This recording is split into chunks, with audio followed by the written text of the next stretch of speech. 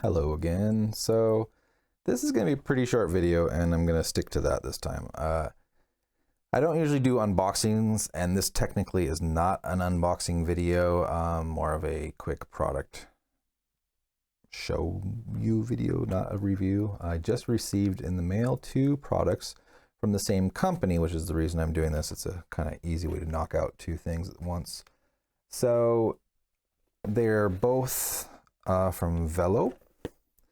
This one is the, let's see if it works, BG-N21 battery grip designed for the Nikon Z6 and Z7 mirrorless cameras. It also does work on the Z6II, the Z7II, and the Z5. And the second product, well, do you see that? We'll save that one for a second. So regarding the battery grip, I bought it to replace my Nikon MB-N10 battery grip. Come on. I've been struggling a little bit today with my Nikon autofocus. It's set to the slow mode because I've been using it for street photography and I was too lazy to change it. There we go. Yay, yay, yay. Okay, so anyways, this is what it's replacing. And the only reason it's replacing this is because a couple months ago, it started to have a bit of a funny smell, kind of metal, or not metal, burning electric smell. And then one day it up and said that the battery was incompatible with the camera on the Z6.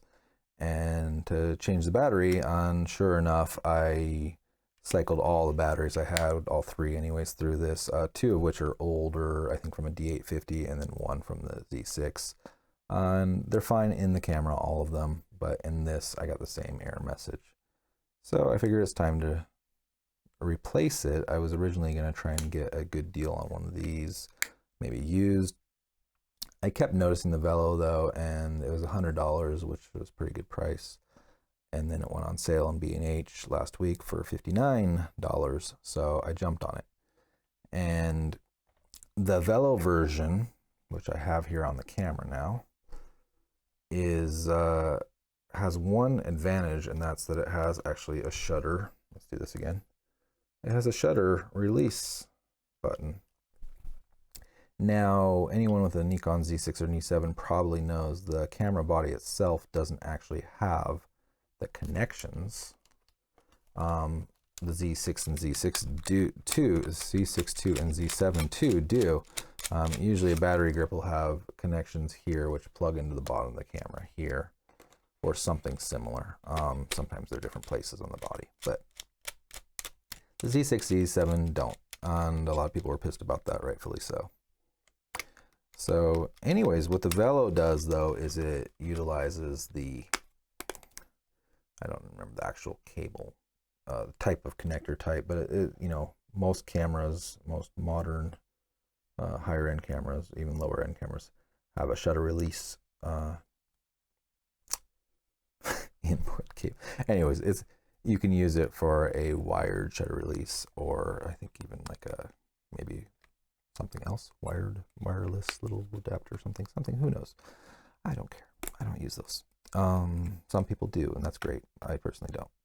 So this one utilizes that little connector, and there's a wire that comes with this, which I haven't taken out of the box yet, which I will rarely use though, because several people on B&H reviewing this camera had said that this cable pretty much breaks immediately or within a couple of weeks of regular use, which I can understand. I mean, it's basically like a little USB mini style, old style, like GoPro size, and I'm sure it could get really easily bent out of place. So most people say only use this if you know you're going to use it, like maybe like for a professional shoot or something. But I would say if you can find extras of these, do that if you want, if you really want that function. For me, I don't really care too much about that function. I've been shooting like this for 2 years with this camera, so I'm pretty used to it. Some people did say though that it's hard to find the shutter button with their finger. Now I get that it's supposed to be up here. When I first grabbed it to you, my finger initially went up there where it should, but it's here on the front, and that's not really Vello's fault. If you look the way this camera grip is designed, the way the grip is designed, the battery's going in right there, and there's really not much space in there for any electronics if you're going from a top angle, because it would be going back in this way. So by putting it here, you're actually utilizing that little space there. It's not much.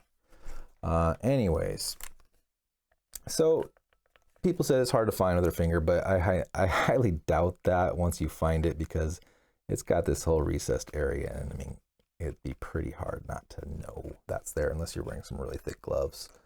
And there's other things you can do in that scenario. You can put on something to make it protrude more, some sticky texture material, whatever floats your boat. So yeah. So regarding the build quality, it does feel slightly more thin plastic. I would assume it's a little bit lighter actually than this one, but more or less it feels the same. It looks like they actually used the same mold, or rather made a mold using the Nikon version. Nikon. I'm trying to get in the habit of saying Nikon. People make fun of me for saying Nikon. I can't say Nikon. I've been in Japan too long, so I'm going to go to full-on Nikon.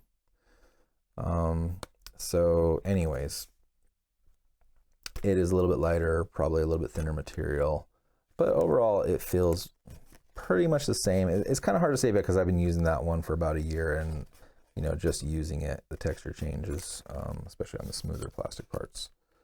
But regardless, it seems okay. I don't know about longevity. We'll have to find out. But for $60, I was willing to take a chance, and I may just, you know, I'm a drone builder, and I may just do a little bit of engineering and see if I can't do something to connect this to the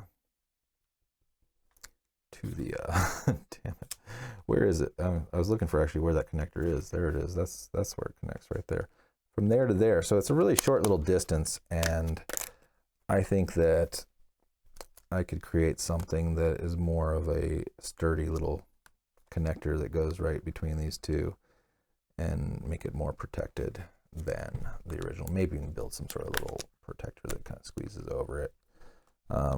We'll see. I mean, for $60, I'm not too worried about breaking anything. I think it might be a fun little project to see what I can do with it. So anyways, that is that. I've already talked a little bit longer than I wanted to about that product. The other product I got was, ooh, here we go, gave it away, is a lens hood, LHN HB36, which replaces the OEM Nikon version for an AFS VR 70 to 300 millimeter f4.55 to 5.6 G IFED lens. Quite a mouthful, right? I'm glad it's on the box now. Look at the little letters on the lens. So this lens is an older not super old, but it's an F-mount lens. It's a budget lens, new, I believe somewhere in like the 400 to 500 range, maybe a little bit more, maybe a little less. I don't think much less. But I got this lens used in basically new condition. The glass particularly was spotless, not even dust in there, for about 100 USD. I bought it in Japan, so it was yen and a little bit different, but it was a budget lens that I wanted because I've been wanting to take pictures of some of the wildlife here, particularly the kawasemi, or also known as the kingfisher. And this lens has allowed me to do that. It's actually a really good lens.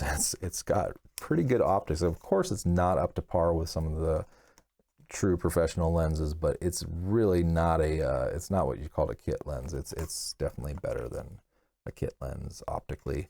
And using it on the Z6, it's kind of like it makes it even more of a sleeper, because the Z6 is so capable of higher ISO clean images that where this is a slower lens at f4.5, it's not a 2.8 or even an f2 that a lot of professionals that I am talking to daily out there shooting with are using, and those lenses are huge. This little guy on the Z6 body, I'm able to crank up the ISO, and I'm not going to say I get the same quality that some of the real masters out there are getting, But a lot of those guys are still using APS-C bodies, older bodies, and even the full frame guys are usually using older bodies with really, really nice lenses. So, you know, they're getting overall superior results, but I'm able to get away with a lot more with this lens than I normally would be able to, and getting close. And some of the images I would say are professional quality for sure. So yeah, anyways, but the lens didn't come with the original lens hood and didn't come with the lens hood at all. I actually used a step up ring with this lens hood, which I had bought. It's a nice little metal lens hood. I was using it, I believe, on an 85 millimeter, just because I didn't like the length of the 85 millimeter that came with for street photography. It made it too obvious. This was a little bit more compact and also fit in my bag better. But for this kind of lens, you really do want a longer hood to really block the sun from hitting it. They're kind of notorious for flaring and losing contrast in that scenario. So this should be a much better result and give me a little bit more, even more ability to get away with a little bit more and be a little more professional. So there was a Nikon OEM one on B&H used for about $12 as opposed to like $20 new. This Vello one was $12.95 brand new, and what it has, the reason I chose this one is that it has this little window you can open up, which allows you to, if you're using either a ND fader or a CPL filter, you're able to get in there with your finger and adjust it without having to take off the lens hood. It's nifty, right? And some other lens companies have done that. I think Irix has done that with their design is really nice because this whole thing slides this way and stays attached. I think it's like a little spring, and in that method obviously you don't risk losing this piece. So it would have been nice if that was like that, but for $12.95 I don't think I really expected that. But the other thing is, and I did notice on the pictures in B&H, is this is on the upside of the lens. So I think it would have been much smarter if they would have put it on the downside, or even better, probably on the sort of downside side. Because by doing that, if you're shooting in the rain, or even if there's like a lot of pollen blowing around, and you know, which during certain times of optimal photography time, repeating time, but you want that. You want something to protect you from the elements, obviously. And there's obviously a lot of other situations where you want to protect it from various things, the ocean and whatnot. So it would have been nice if that was on the bottom side. I haven't even tried though to see if maybe I might be able to trick it into, ooh, okay. I'm eating my words. This thing actually mounts really nicely upside down, which is not always the case with lens hoods. So that's totally doable. I still would have rather it be on the side. I don't think I'll get away with that. Almost with some glue I could, or not glue, but like some sticky stuff. But yeah, no, it fully mounts. There we go. I'm sorry for all that noise, but it fully does mount upside down, which, yeah, hey, I can do that. So there we go. We have protection from the elements. Okay, this lens hood just became, I'm still worried about losing this thing, but it's still better than the Nikon version. And yeah, oh, the one thing I'll say about this, if you do get this, taking it off, it comes off fairly easy. Putting it on, to snap it back in, it feels like you're gonna break it. And the first time I did this, I was worried about it breaking, but it does just pop back in there.